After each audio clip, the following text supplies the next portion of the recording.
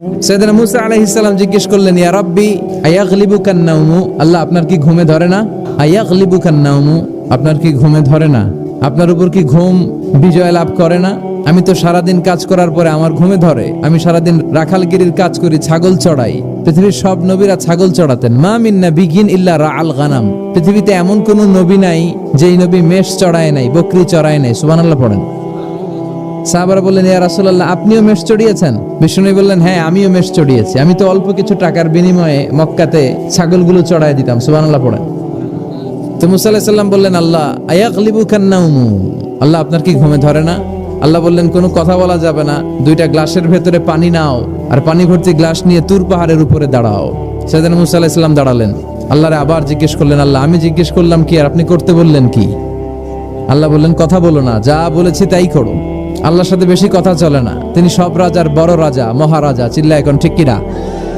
তো মুসা আলাইহিস সালাম কিছু বলতে পারে না, পানি নিয়ে দাঁড়িয়ে রইলেন। মুসা আলাইহিস সালামকে আল্লাহ বললেন, তুমি দাঁড়িয়ে থাকো আর ঘুম রে বললেন, ঘুম তুই মুসারে ধর। ঘুম যে এবার সাইয়েদনা মুসা আলাইহিস সালামকে ধরেছে। উনি ঘুমের ধাক্কায় আর থাকতে পারেন না, একবার ডানে যায় আর একবার বায়ে যায়। ঘুমের ধাক্কায় হঠাৎ করে কাত হয়ে পড়ে যায় আর গ্লাসগুলো মাটিতে পড়ে খান খান হয়ে ভেঙে যায়। আল্লাহ ডেকে বললেন, মুসা বেশি কিছু হেফাজতের তো দায়িত্ব দেই নাই, শুধু দুইটা গ্লাস হেফাজতের দায়িত্ব দিয়েছে। ঘুমের কারণে এগুলোর হেফাজত করতে পারো নাই, ভেঙে খান খান হয়ে গিয়েছে। আমি যদি তোমাদের মতো ঘুমিয়ে যেতাম তাহলে পৃথিবীর সাথে সূর্য লেগে, সূর্যের সাথে চন্দ্র লেগে গোটা মহাবিশ্বটা এভাবে গ্লাসের টুকরার মতো খান খান হয়ে যেত রে মুসা। এজন্য লা তাখুযুহু সিনাতু ওয়ালা নাওম, আমার ঘুমেও ধরে না, ঘুমের আগে যে তন্দ্রা আসে ওইটাও ধরে না। Never sleep or slumber overtakes him, আল্লাহর ঘুমও নাই, তন্দ্রাও নাই। সুবহানাল্লাহ পড়েন। এমন আল্লাহর ইবাদত আমরা করি যার ঘুম নাই, যার তন্দ্রা নাই। সুবহানাল্লাহ পড়েন। যার শক্তির সামনে কোনো শক্তি নাই, তিনি যা ইচ্ছা তাই করতে পারেন, ঠিক কি না? ফাআলুল লিমা ইউরিদ, তিনি পাহাড়কে দরিয়া করতে পারেন, দরিয়াকে পাহাড় করতে পারেন, ধনীরে গরিব করতে পারেন, গরিবরে ধনী করতে পারেন, সম্মানিতরে অপমানিত করতে পারেন, অপমানিতরে সম্মানিত করতে পারেন। চিল্লায় বলেন, তিনি কে? তিনি ফাআলুল লিমা ইউরিদ, যা মনে চায় তাই করতে পারেন। ইন্না বাতশা রাব্বিকা লাশাদীদ, আল্লাহ বলেন আমার পাকড়াও, আমার শাস্তি, আমার পানিশমেন্ট বড় ডেঞ্জারাস, কড়া। আমি আল্লাহ সব সময় ধরি না, ধরলে ছাড়ি না। আমরা প্রায় অন্যায় অপরাধ প্রবণতার সাথে এতটাই জড়িয়ে পড়ি, আমরা ভাবি আল্লাহ হয়তো পানিশমেন্ট দিবে না, কিন্তু আল্লাহ ছাড় দিচ্ছে, আল্লাহ ছেড়ে দিবেন না। চিল্লা এখন ঠিক কিনা? ফেরাউনরে আল্লাহ ছাড় দিয়েছে, ছেড়ে দেয় নাই। নমরুদরে ছাড় দিয়েছে, ছেড়ে দেয় নাই। এখনো দেখা যাচ্ছে আল্লাহ অনেককে ছাড় দেয়, কিন্তু আল্লাহ ছেড়ে দেয় না। এজন্য সব সময় ইবাদত করতে হবে একজনের, তিনি কে? প্রশংসা করতে হবে একজনের, তিনি কে? জিকির করতে হবে একজনের, তিনি কে? বিশ্বনবী বলতেন, লা ইয়াজালু লিসানুকা রাতবান মিন যিকরিল্লাহ, তোমার জিহ্বাটা যেন সব সময় আল্লাহর জিকিরে, আল্লাহর স্মরণে ভিজে থাকে। আবার বিশ্বনবী বলতেন, হাব্বুল কালাম ইলাল্লাহি আরবা, আল্লাহর কাছে সবচাইতে প্রিয় কথা চারটি। এক হচ্ছে সুবহানাল্লাহ, দুই হচ্ছে আলহামদুলিল্লাহ, তিন হচ্ছে লা ইলাহা ইল্লাল্লাহ, চার হচ্ছে আল্লাহু আকবার। আহাব্বুল কালাম ইলাল্লাহি আরবা, আল্লাহর কাছে সবচাইতে প্রিয় কথা এই চারটা, সবচাইতে প্রিয় কথা। আর এই প্রতিটা কথার ভেতরে আল্লাহর নাম আছে না নাই? জিকির করতে হবে হাতের কড়ায়, গুনে গুনে, ভদ্রভাবে।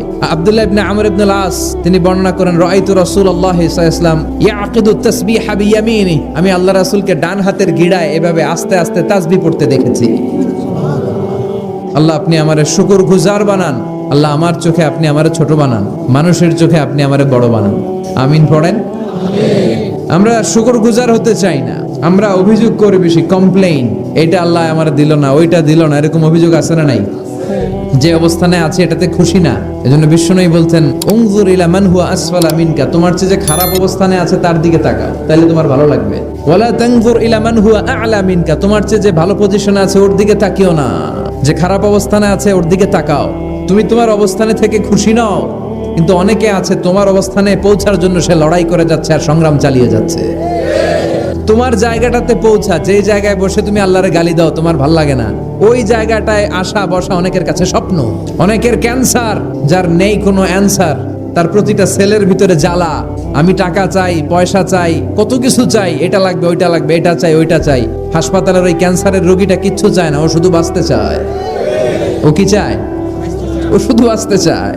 এজন্য চাহিদার কোনো শেষ নাই। আল কানাআতু মিনাল ইসলাম, অল্পে তুষ্ট থাকার নাম ইসলাম। অল্প খাবো, অল্প পড়বো, অল্প জমাবো, অল্পের ভেতরে বরকত দিয়েছে কে?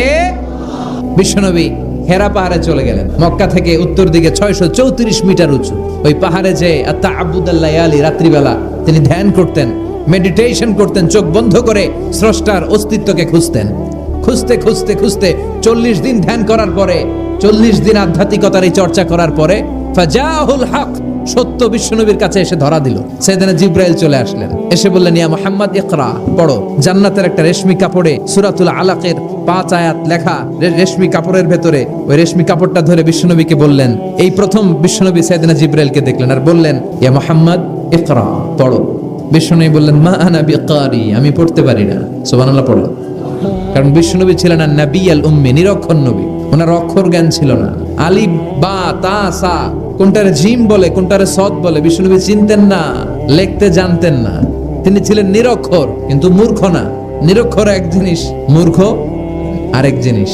অক্ষর জ্ঞান নাই কিন্তু জ্ঞান আছে, কারণ বিশ্বনবী বলতেন, আদাবানি রব্বি ফা আহসানা তা'দীবি, আমি পৃথিবীর কোনো ইউনিভার্সিটি থেকে ডিগ্রি নেয় নাই, কেউ আমারে শিখায় নাই, স্বয়ং আরশের উপর থেকে আমারে শিক্ষা দান করেছে কে?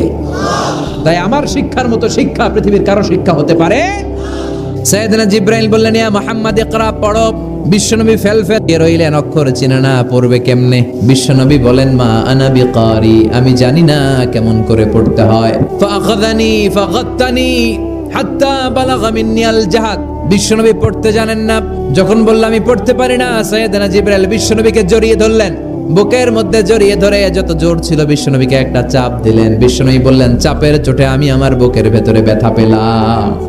ফারসালানি, আমাকে ছেড়ে দিল। ছেড়ে দিয়ে আবার কয়, পড়েন, ইকরা, read in the name of your lord. বিশ্বনবীর আগের কথা, আমি পড়তে জানি, মা আনা বিকারি। সাইয়েদনা জিবরাইল আবার জড়িয়ে ধরলেন, আবার চাপ দিলেন। বিশ্বনবী বললেন, ব্যথা পেলাম। আবার জিবরিল বিশ্বনবীরে বললেন, পড়েন।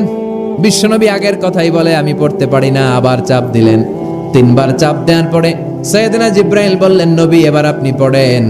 বিশ্বনবী এবার পড়তে আরম্ভ করলেন, ইকরা বিসমি রাব্বিকাল্লাযী খালাক খালাকাল ইনসানা মিন আলাক ইকরা ওয়া রাব্বুকাল আকরাম আল্লাযী আল্লামা বিল কলম আল্লামাল ইনসানা মা লাম ইয়ালাম। পড়েন আল্লাহু আকবার। 3 বার চাপ দেওয়ার পরে বিশ্বনবী পড়তে আরম্ভ করলেন। সাইয়েদনা জিবরাইল এই 5টা আয়াত দিয়ে উধাও হয়ে গেল। এবার হেরা গুহার ভেতরে কেউ নাই, সাইয়েদনা জিবরাইল নাই, 5টা আয়াত দিয়ে চলে গেলেন। বিশ্বনবী 5টা আয়াত নিয়ে কাঁপতে কাঁপতে হেরা পর্বত থেকে নেমে এলেন। সুবহানাল্লাহ পড়ে। এই ওহির ভাড়ে চাপে বিশ্বনবী কাঁপতে শুরু করলেন। এই প্রথম বিশ্বনবীর কাছে ওহির রিফ্লেকশন, ওহির ছোঁয়া, ওহির ঝলকানি, ওহির নূরানি তাজাল্লি বিশ্বনবীর হৃদয়ের মধ্যে লাগিয়ে দিল কে? এই 5টা আয়াত নিয়ে বিশ্বনবী হাত্তা ইয়ারজুফু ফুআদু, বিশ্বনবীর হৃদয় কাঁপছিল।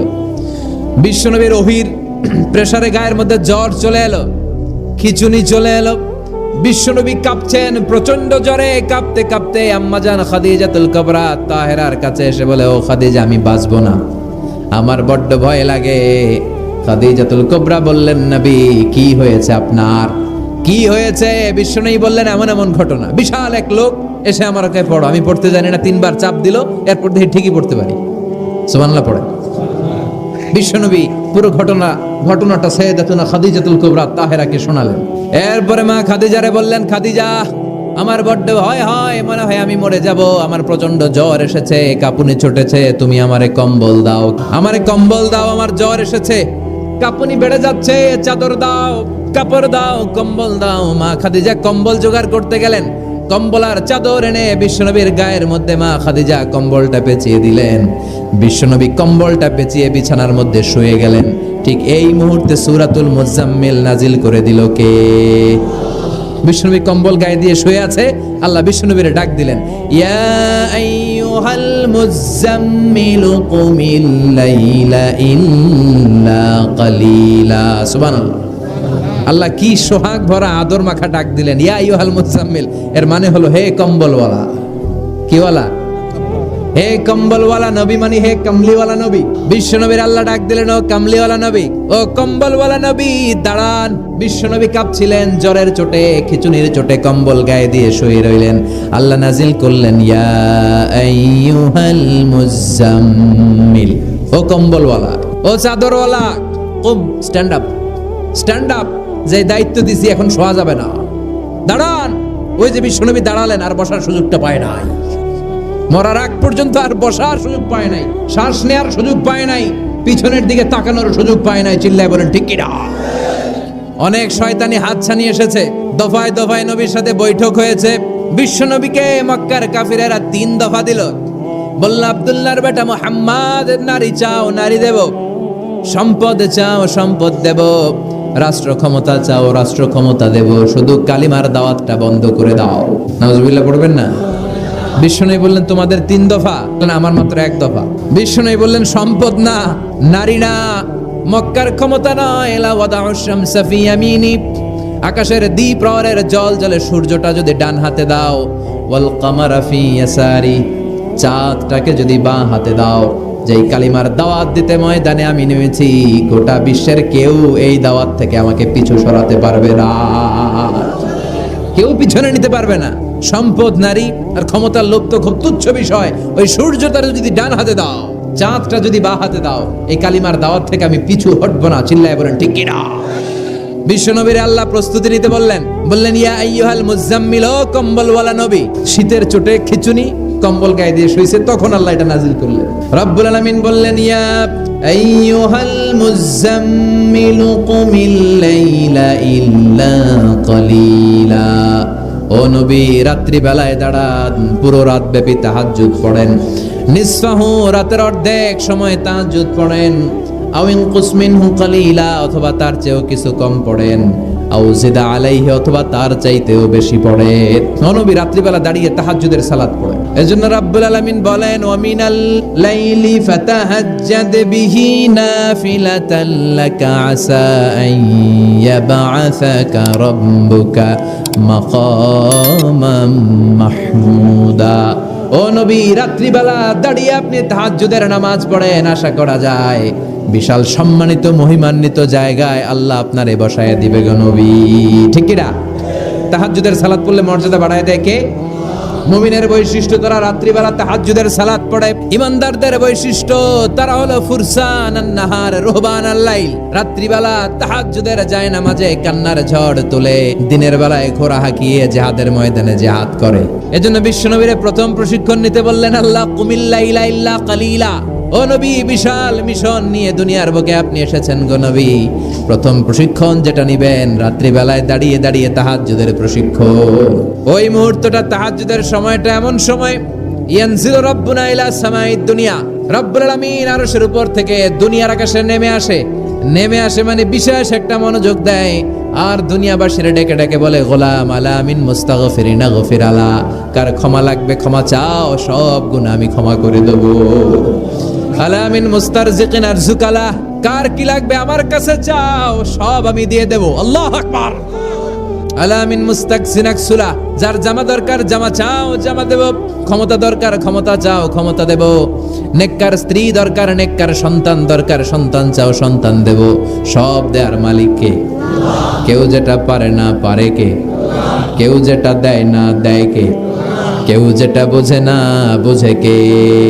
আল্লাহ শেষ রাতে আম করে ডাকে, দেওয়ার জন্য ডাকে, কিন্তু চাওয়ার সময় আমাদের নেই। উনি দেওয়ার জন্য প্রস্তুত, কিন্তু এটা তো নেওয়ার লোক লাগবে। কথা কন।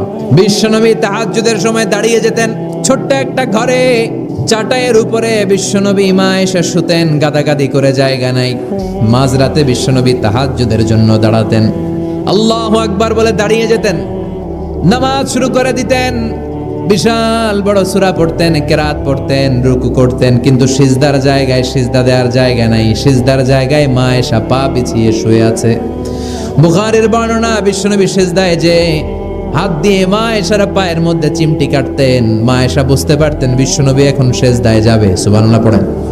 মা এসা বুঝতে পেরে পা দুইটা সরিয়ে নিতেন, বিশ্বনবী সিজদা দিতেন। সিজদা দিয়ে বিশ্বনবী যখন আবার দাঁড়িয়ে যেতেন, মা আয়েশা পা বিছিয়ে আবার শুয়ে পড়তেন। কি ইবাদত ছিল বিশ্বনবীর! হাত্তা তাতাওয়াররামু খাদামা। মা আয়েশা বলতেন, বিশ্বনবী দাঁড়িয়ে থাকতে থাকতে এত সময় ধরে তাহাজ্জুদের সালাত পড়তেন, ওনার পা গুলো ফুলে এরকম টিউমারের মতো মোটা হয়ে যেত।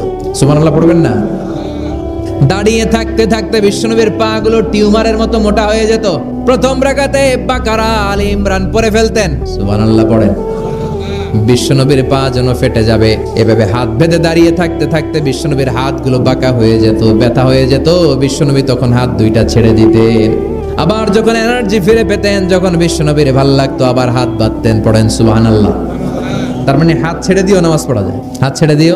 মালিকি মাযহাবের কিছু স্কলাররা ওনারা মত নিয়েছে, ওনাদের অনুসারীরা এরসাল করে। আমাদের দেশে কেউ বাঁধে এইভাবে, কেউ এইভাবে, কেউ এইভাবে। মালিকিরা বাঁধেই না, কেউ বাঁধবই না, কি করবি কর।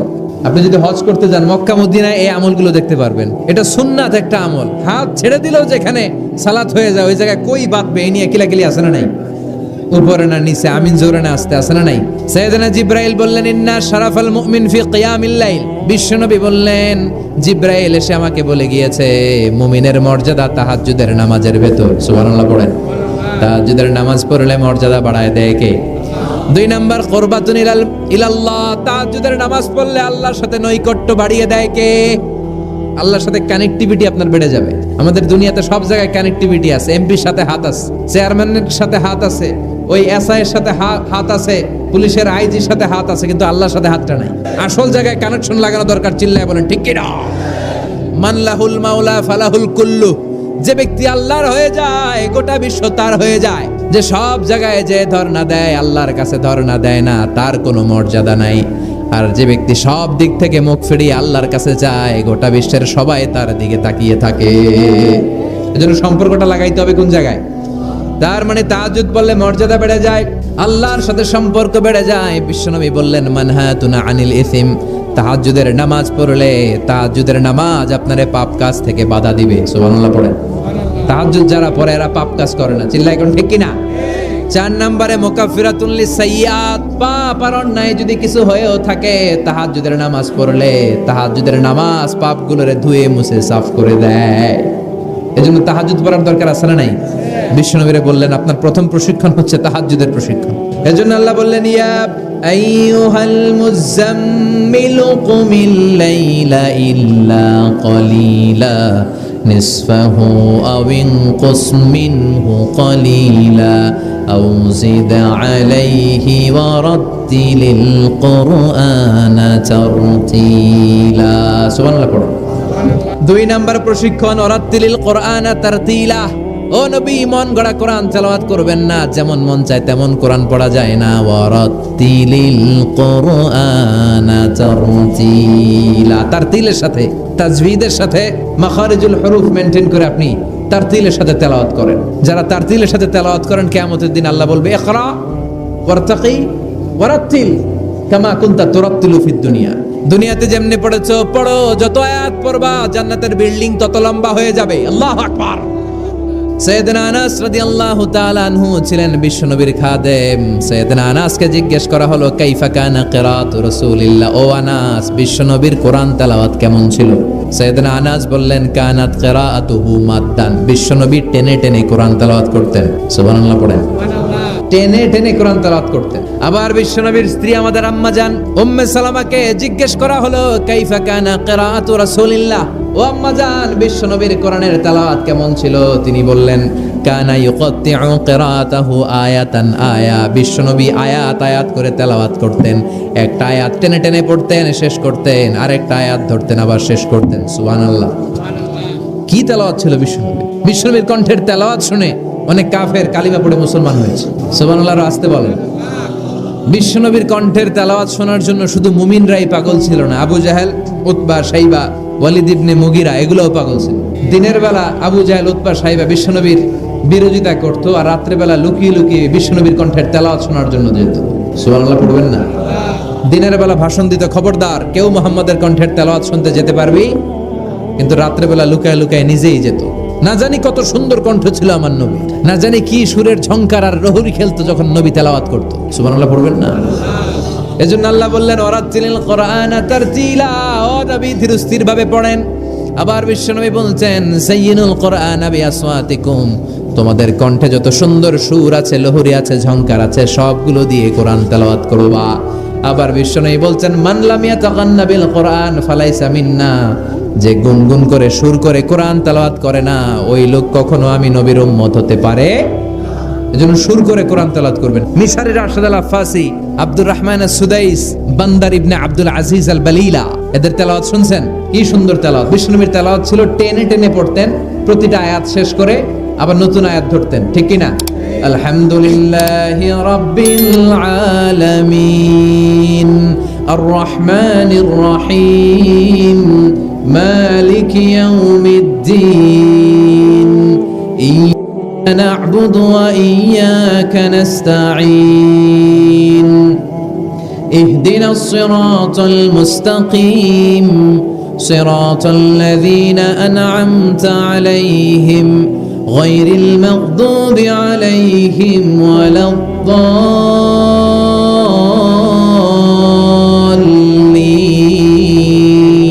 পড়েন আমিন। থেমে থেমে এক আয়াত শেষ আরেক আয়াত, ওই আয়াত শেষ তারপর আরেক আয়াত। বিষ্ণুনবী বলে রুব্বা খারিলিল কোরআন ওয়াল কোরআনু ইয়ালআনুহু, কোরআনের অনেক কারি আছে যে কারীদেরকে কোরআন রহমত না দিয়ে লানত দেয়। বিষ্ণুনবী প্রতি আয়াতের পরে থামতেন, কি সুন্দর টেনে টেনে পড়তেন। আর আমাদের তারাবির নামাজে জাপানের বুলেট ট্রেনও ফেল হাফেজ সাহেবের কাছে। হাফেজ সাহেবরা খবরদার, এভাবে কোরআন পড়বেন না।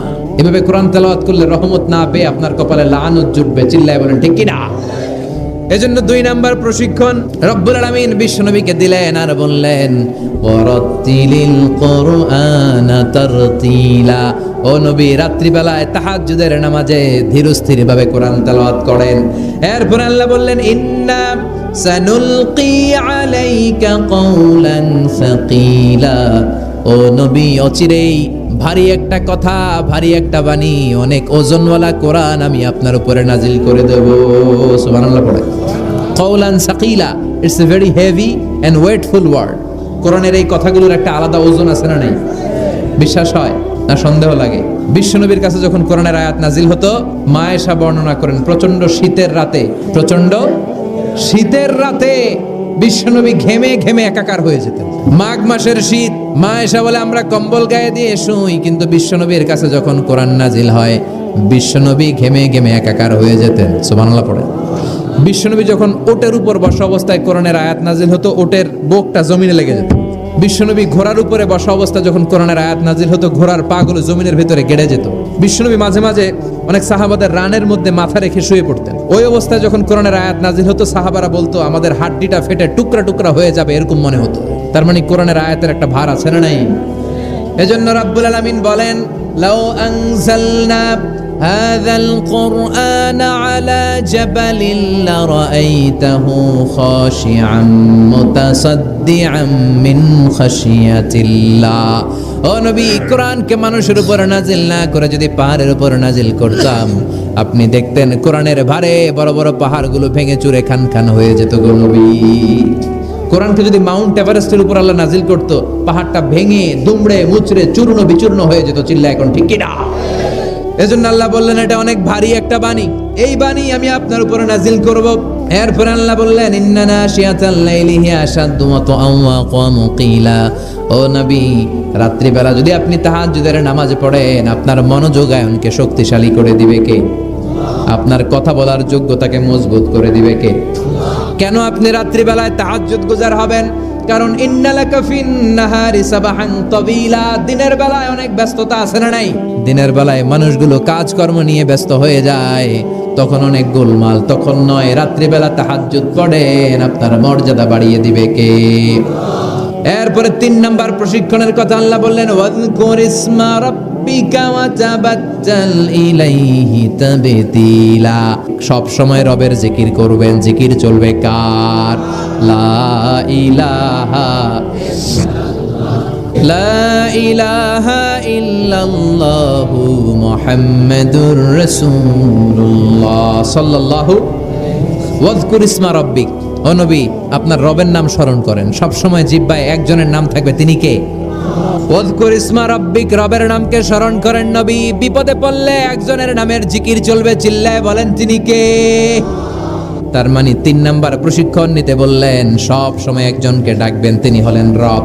এই কথা বলার পরে বিশ্বনবী দুনিয়ার বুকে যত দোয়া করতেন, তার বেশিরভাগ দোয়ার শুরুতে রবের নাম আছে না নাই? রব্বানা যালামনা আনফুসানা ওয়া ইল্লাম তাগফির লানা وترحمنا لنكونن من الخاسرين আবার বিষ্ণু পড়তেন ربنا آتنا في الدنيا حسنة وفي الآخرة حسنة وقنا عذاب النار আবার আমরা যখন রুকুর মধ্যে যাই তখন রবের নাম আছে না নাই সুবহানা রাব্বিয়াল আবার যখন সিজদায় যাই তখনও রবের নাম আছে না নাই সুবহানা রাব্বিয়াল এজন্য 3 নাম্বার প্রশিক্ষণ ওয়াজকুর ইসমা রাব্বিকা নবী রবের নাম স্মরণ করেন 4 নাম্বার প্রশিক্ষণ ওয়াতাবাত্তাল ইলাইহি তাবতিলা আপনি যখন সময় পাবেন রবের ইবাদতে মশগুল হয়ে যান কার ইবাদতে আমরা যেন আল্লাহর ইবাদতে মশগুল হয়ে যাই ওয়াতাবাত্তাল ইলাইহি তাবতিলা তাবাত্তুল মানে আল্লাহর ইবাদতে মনোনিবেশ করা মশগুল হওয়া এই তাবাত্তুল শব্দটা এসেছে আল বাতুল থেকে এজন্য মারিয়াম আলাইহিস সালামকে বলা হতো মারিয়াম আল বাতুল মারিয়াম আলাইহিস সালামকে কি বলা হতো উনি বাইতুল মুকাদ্দাসে সব সময় কার ইবাদতে মশগুল থাকতো ইবাদতে মশগুল আমাদের নারীরাও মশগুল থাকে তবে ইবাদত নিয়ে নয় জি বাংলা নিয়ে স্টার জলসা নিয়ে আল্লাহ এই গজব থেকে তুমি আমাদেরকে হেফাজত করো আমরা পড়ি আমিন ফাইদা ফারাগতা ফানসাব ওয়া ইলা রাব্বিকা ফারগাব আল্লাহ নবীর ডেকে বললেন ও নবী যখন আপনি অবসর পাবেন আপনি ইবাদতে মনোনিবেশ করেন আল্লাহর ইবাদতে মশগুল হয়ে যান ওয়া তাবাত্তাল ইলাইহি তাবতিলা ইবাদত চলবে একজনের তিনি কে এরপরে আল্লাহ বললেন ওয়াসবির আলা মা ইয়াকুলুনা ওয়াহজুরহুম হাজরান জামিলা তার আগে বললেন রব্বুল মাশরিকি ওয়াল মাগরিবি লা ইলাহা ইল্লা হুয়া ফাত্তাখিযহু ওয়াকিলা সুবহানাল্লাহ পড়ে রব্বুল মাশরিক ওয়াল মাগরিব আমি পূর্ব দিগন্তের মালিক পশ্চিম দিগন্তেরও মালিক সব কিছুর মালিক কে লা ইলাহা ইল্লাহু তিনি ছাড়া কোনো ইলাহ নাই ফাত্তাখিযহু ওয়াকিলা আরেক প্রশিক্ষণ চলে আসছে ফাত্তাখিযহু ওয়াকিলা ও নবী আল্লাহরে ওয়াকিল হিসেবে গ্রহণ করেন আমাদের ওয়াকিল বা অভিভাবক কিংবা মুমিনদের গার্ডিয়ান শুধু একজন চিল্লায় বলেন যিনি কে ফাত্তাখিযহু ওয়াকিলা অন্য কাউরে ওয়াকিল বানাবেন না অন্য কারোর নেতৃত্ব মেনে নেবেন না অন্য কারোর অভিভাবকত্ব মেনে নেবেন না বিপদে আপদে হাল ছাড়বেন না নিরাশ হবেন না ভরসা রাখুন একজনের উপর তিনি কে 5 নাম্বার প্রশিক্ষণ ও নবী আপনি আমারে অভিভাবক হিসেবে গ্রহণ করেন বিপদে আপদে সব সময় আল্লাহর পাশে পাবেন জোরে কোন ঠিক কিনা এরপরে 6 নম্বরে আল্লাহ বললেন ওয়াসবির আলা মা ইয়াকুলুন কাফির মুশরিকরা যে সমস্ত গাল মন্দ আপনারে করে এগুলোর বিপরীতে রেগে না যে আপনি ধৈর্য ধারণ করবেন গো নবী ওয়াসবির ধৈর্য ধারণ করেন কারণ ইন্নাল্লাহা মাআস ধৈর্যশীলদের সাথে কে থাকে চিল্লায় বলেন কে ও নবী ওরা আপনারে অনেক কিছু বলবে আপনি রেগে যাবেন না বিশ্বনবীর কাফিররা কি বলতো জানেন বলতো আপনি একজন কবি বিশ্বনবী নাকি কবি নাউজুবিল্লাহ কইবেন না আল্লাহ বলেন ওমা আল্লামনাহু শি'রা ওয়া মা ইয়ানবাগি লাহু আমি নবীরে কবিতা শিখাই নাই কবিতা তার জন্য শোভনীয় নয় সুবহানাল্লাহ পড়েন আবার বিশ্বনবীরে তারা বলতে লাগলো গণক কি বলতে লাগলো কাহিন আল্লাহ বলে ওয়ালা বিকাউলি কাহিন এটা গণকের কথাও নয় এটা আল্লাহর কথা ঠিক কিনা এরপরে বিশ্বনবীর ওরা বলতে লাগলো মাজনুন মানে পাগল আল্লাহ বলে ওয়ামা সাহিবুকুম বিমাজনুন তোমাদের সাথী আমার হাবিব কিন্তু পাগল নয় সুবহানাল্লাহ এরপর ওরা বিশ্বনবীরে গালি দিতে লাগলো সাহির বলে সাহির মানে জাদুকর সাহির মানে আল্লাহ বলে না আমার নবী জাদুকর না এরপরে ওরা বিশ্বনবীরে বলতে লাগলো আবতার মানে নির্বংশ লেস কাটা আল্লাহ বলে না ইন্না শানিয়াকা হুয়াল আবতার যারা বিশ্বনবীরে লেস কাটা আর নির্বংশ বলে ওরাই লেস কাটা নির্বংশ আর জাহান্নামের নরকীট আর পিতৃ পরিচয়হীন জারদ সন্তান চিল্লা এখন ঠিক কিনা বিশ্বনবীর বিরুদ্ধে যারা কথা বলে এগুলো জাহান্নামের নরকীট ওরা বলে মুহাম্মদ তোমার কোনো ছেলে বেঁচে নাই তোমার 4 মেয়ে তুমি ইন্তেকালের সাথে সাথে তোমার বংশ নির্বংশ হয়ে যাবে তুমি লেস কাটা আল্লাহ বলে না রাফা'না আলাকা যিকরাক নবী আপনার সম্মানকে আমি আকাশ চুম্বি করেছি আমার নাম যেখানে আপনার নামও আমি রেখেছি সেখানে ঠিক কিনা এজন্য কালিমায়ে তয়্যিবার ভিতরে লা ইলাহা ইল্লাল্লাহ তারপর পর বিশ্বনবীর নাম মুহাম্মাদুর রাসূলুল্লাহ আছে না নাই আজানের মধ্যে আল্লাহর নামের পরে নবীর নাম আছে না নাই আবার নামাজে সালাম ফেরানোর আগে বিশ্বনবীর জন্য দুরূদ আছে না নাই রাফা'না আলাকা যিকরাক ওরা বলে আপনি লেস কাটা না যারা আপনারে গালি দেয় ওরাই লেস কাটা ওয়াসবির আলা মা ইয়াকুলুন ও নবী ওরা যা বলে এই ব্যাপারে আপনি ধৈর্য ধারণ করেন আপনি মন খারাপ করবেন না এই গালিগালাজ যেটা নবীদের শুনতে হবে এটা সুন্নাত আমরাও এখন গালিগালাজ শুনি জোরে কোন ঠিক কিনা আল্লাহ বলেন ওয়াসবির গালি দেখ মন্দ কথা বলুক হুমকি ধমকি দেখ ওয়াসবির ধৈর্য ধারণ করো কারণ ইন্নাল্লাহা মাআস ধৈর্যশীলদের সাথে আল্লাহ রয়েছেন। যারা জমিনের উপর জুলুম করে তাদের জন্য আল্লাহ কোনো সাহায্য পাঠায় না। আর জমিনে যারা মাজলুম, যাদের রক্ত জমিনে লাগে, ওই জমিনের ক্ষমতা আল্লাহ মাজলুমদের হাতে তুলে দেয়। চিল্লায় এখন ঠিক কিনা? রাত্রি যত গভীর হয়, সুবহে সাদিকের সময় কাছে আসতে থাকে, ঠিক কিনা? ইসলামের পক্ষের শক্তির উপর আযাব, অত্যাচার, জুলুম, নির্যাতন যত বাড়তে থাকে, ইসলামের বিজয়ের সময় ঘনাতে থাকে। এটা মুমিনের বিশ্বাস, এটা মুমিনের আত্মোপলব্ধি। আল্লাহ বলেন ওয়াসবির আলা মা ইয়াকুলুন। নবী ওরা যা বলে আপনি মন খারাপ করবেন না, আপনি ধৈর্য ধারণ করেন, কারণ ইন্নাল্লাহা মাআস, ধৈর্যশীলদের সাথে থাকে কে?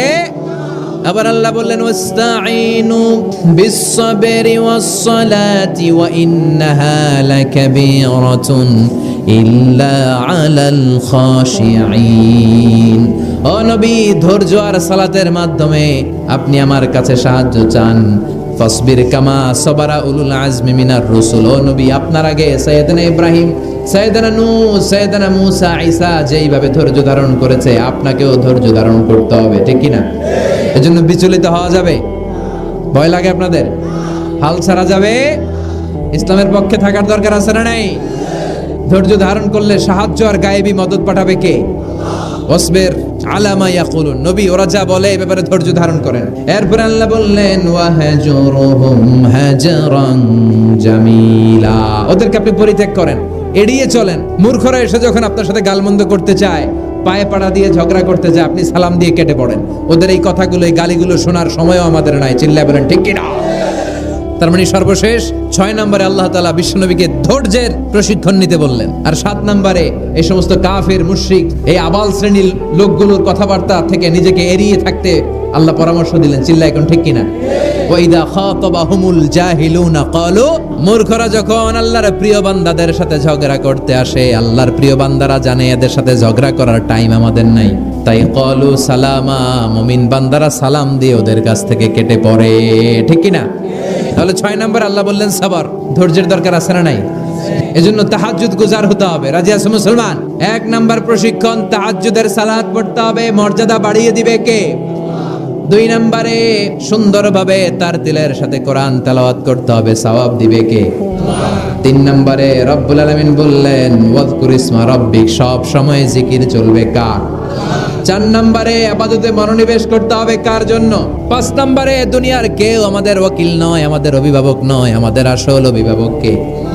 6 নম্বরে ওরা আমাদেরকে যাই বলুক, আমাদের আসল হাতিয়ার হলো ধৈর্য। আসল হাতিয়ার কি? সবর। আর ওরা যদি গালিগালাজ করে, আল্লাহ বললেন ওদেরকে এড়িয়ে চলো। মুমিনরা ধৈর্য ধরবে আর মুনাফিকদেরকে এড়িয়ে চলবে, ঠিক কি না? এই 7টা প্রশিক্ষণ বিশ্বনবীকে নিতে বলল কে? কারণ বিশ্বনবীর বিশাল দাওয়াতি মিশন আছে। কালেমার বাণী প্রচারের মিশনে নামতে হবে, নবুয়তির দায়িত্ব পালনের মিশনে নামতে হবে। লিয়ুযহিরাহু আলা দ্বীনি কুল্লি, মানব রচিত যত মতবাদ, যত ধর্ম, যত কথা আছে, সবকিছুর কবর রচনা করে কালিমার পতাকা উড়াইয়া দিতে হবে। চিল্লায় এখন ঠিক কিনা? এই মিশনে নামার আগে বিশ্বনবীকে আল্লাহ প্রস্তুতি নিতে বললেন। আল্লাহ বললেন প্রিপেয়ার ইউরসেলফ। নবী আপনি প্রস্তুতি নেন। দেখবেন সব কাজের আগে প্রস্তুতি লাগে, লাগে না? তাহলে মুমিন থাকবে সদা প্রস্তুত। চিল্লায় এখন ঠিক কিনা?